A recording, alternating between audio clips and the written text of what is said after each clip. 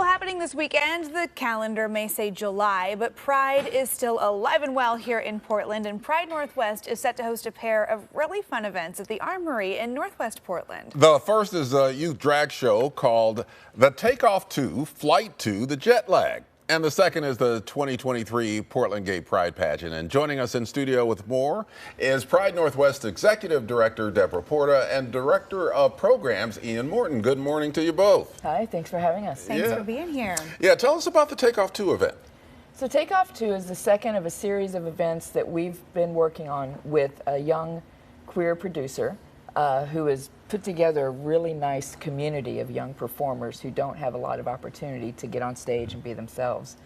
So we work with them to give them that opportunity. And so the event this weekend is the second in a series of it's a drag show, and for some of them it'll be their very first. Oh, that's fantastic. And this is a big stage, you know, to get to be at the Armory, you know, a place where Portland Center Stage hosts their performances. Ian, what is it like to work with some of these young performers and really see them kind of come into their own on stage? It is absolutely amazing. Seeing both the joy and also some of the seriousness and critiques that some of them use their drag platforms to bring into light is just amazing. I can't imagine having had that level of self-awareness and resolve at that young age. So yeah, we talk about the children are our future. The future is now, and it's taken off on Friday. Yeah, it's wonderful to see them get to have that supportive environment, have that stage, you know, at that point in their life. It's really cool. Yeah, well, we also understand there's a Pride of Portland pageant. As a matter of fact, you're going to be participating in that. Yes, Travis Tyke and I are so excited to get to help MC a really fun event on Sunday. So tell us about it. Well, the Portland Gay Pride Pageant has been around for a long time, and it has been part of supporting Pride Northwest and raising funds and just building community. And we were asked to formally take it on and own the pageant and manage it. So this is our first year doing it. Super exciting. The energy around it is really high. We have 11 contestants, which is a lot for this pageant for a while, but it's the feedback has been amazing, the interest in it, and it's just going to be a lot of fun. Yeah, sounds like it. You know, how important is support for the queer community right now? Well, it's always important, definitely, and at this point, even more so because we're being so targeted, formally, informally. The violence is increasing. Legal measures against us are increasing across the country. There are attempts happening even inside Oregon along that route.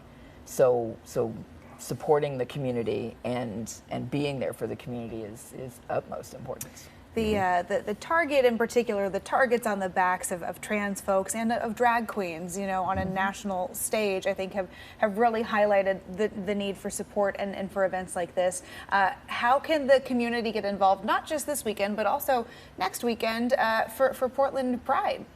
Well, you can come out and and be part of the celebration, show up, be supportive of the community throughout that time, because what we miss sometimes is the festival and the parade are power in numbers, but really where the vulnerability comes are at other events, or when we're walking down the street, or when we're just moving from place to place, just recognizing that the stress is really high, and just support the people in your life. Make sure that they have rides to where they need to go. Make sure that you're checking on them. Has everyone eaten? It can be really simple, really the support that just makes a world of difference. Well, you talk about, have people eaten. That leads us to, you're actually doing a food drive to help people as well. So tell folks about that briefly. So the People's Pantry is the pantry that is inside Q Center. And they are the only LGBTQIA2S+ specific food pantry. So we're partnering with them to collect food and raise awareness about their work through the festival. So we'll have barrels around the festival to bring non-perishable dry goods to donate so that we can really get them stacked up, because the demand is just exponential. Oh gosh, that's this disheartening to hear. You know, Ian, I wanted to mention, in addition to working with Pride Northwest, you're the executive director of the Q Center. To have that affirming space for folks to come and get a meal, how important is that? Extremely important. And yeah, during my time working at Q Center, it was very important to curate that space. Now, being on board with Pride, our offices are actually at Q Center. So we have an opportunity to continue to serve in that capacity, both in assisting the pantry, but also day-to-day folks drop in who just need a meal to get them through. So in the Pride offices, we have our own stock of non-perishable foods, cold drinks, warming or cooling supplies for these extreme weather temperatures. So so it's been great to continue that through line, working with the community moving over to Pride. Absolutely. Ian and Deborah, thank you so much for joining us on AM Extra. And for more information, go to pridenorthwest.org, and we hope to see you this Sunday. All the info is going to be on coin.com.